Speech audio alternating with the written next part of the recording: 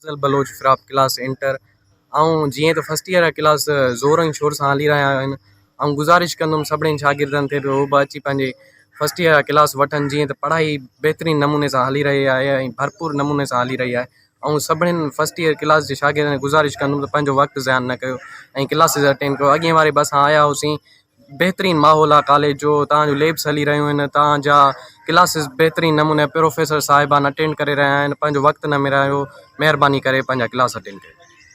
अस्सलामुअलैकुम, मुंहिंजो नालो असद अली अब्बासी आहे। मैं प्री इंजीनियरिंग में छोकिरो आहियां। मां डेली अचां वेठो रहो ऐं मां ॿियनि छोकिरनि खे इहे चवणु चाहींदुसि त डेली स्कूल डेली कॉलेज अचो ऐं क्लासिस अटेंड कयो, पढ़ाई थी रही आहे। बिस्मिल्लाह, my name is Mohsin Ali Malla ऐं मां क्लास 11 जे प्री इंजीनियरिंग क्लास में पढ़ंदो आहियां ऐं असांजे कॉलेज क्लासिस में सभई क्लास हली रहिया आहिनि ऐं मां शागिर्दनि खे इहो चवणु थो चाहियां सभई क्लास में अचनि ऐं पंहिंजे क्लास अटेंड कनि। Thank you. I am son from class first year, pre medical में एडमिशन वरिती आहे, क्लास शुरू थी विया आहिनि, सभई अचो, पढ़ाई थी रही आहे। अगरि जेतिरी लेट कंदो कोर्स अॻिते हलियो वेंदो। शुरू में अचो, तव्हांखे शुरू वारा जेके बेसिक शयूं आहिनि असांखे सम्झाईंदो, जेके सर असांखे सम्झाईंदा। यामीन बि हिते आहे, ॿिया बि सर काफ़ी आहिनि जेके सुठी तरीक़े सां सम्झाइनि था ऐं सुठे तरीक़े सां असांजी क्लास हलनि था। जेतिरो जल्दी थी सघे सभई अचो स्कूल में।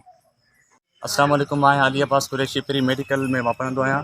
मां सभिनी स्टूडेंट्स खे इहो चवणु चाहींदुमि त जेके कॉलेज जा स्टूडेंट आहिनि जिन एडमिशन कराई आहे उहे रेगुलर अचनि, छो करे हिते हर टीचर सुठे नमूने सां पंहिंजो फ़र्ज़ु निभाए रहियो आहे ऐं तमामु सुठी पढ़ाई थियल आहे ऐं तव्हां बि अचो ऐं रेगुलर क्लासिस खे अटेंड कयो। बिस्मिल्लाहिर्रहमानिर्रहीम, अस्सलाम वालेकुम एवरीवन। सो मुंहिंजो नालो बिलावल लिगारी आहे ऐं मां first year class pre medical जो स्टूडेंट आहियां ऐं मां तव्हां सभिनीनि शागिर्दनि खे गुज़ारिश थो कयां त पंहिंजे कॉलेज में अचो, डिग्री कॉलेज आहे ऐं हुते पढ़ाई तमामु ज़बरदस्त हली रही आहे। उस्ताद तमामु पंहिंजो कमु सुठे नमूने सां निभाए रहिया आहिनि, त तव्हां सभिनीनि खे गुज़ारिश आहे अचो ऐं पंहिंजी तालीम हासिलु कयो। Thank you so much.